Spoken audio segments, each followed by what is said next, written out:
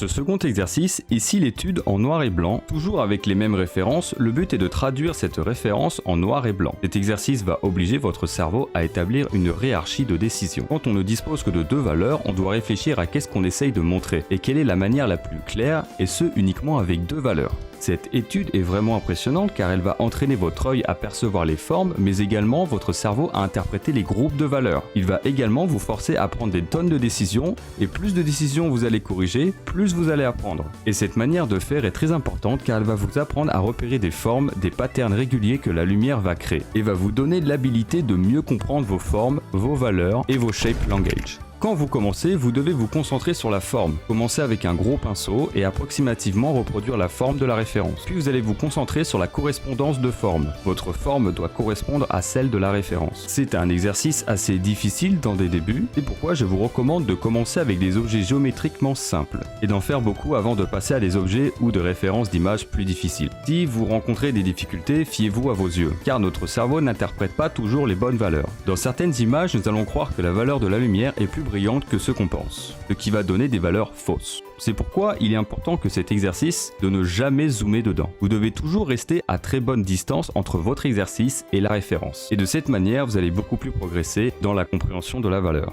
Une fois que vous êtes plus à l'aise avec deux valeurs, vous pouvez rajouter une valeur, puis une deuxième. Et de cette manière, vous allez drastiquement comprendre chaque couche de valeur que compose n'importe quelle image. Passer sur plusieurs valeurs vous semblera être plus facile, car vous travaillerez soudainement avec bien plus d'éléments qu'auparavant. Ce sera comme si Sangoku prenait plus au sérieux son combat et qu'il lâchait son équipement qui pesait une tonne.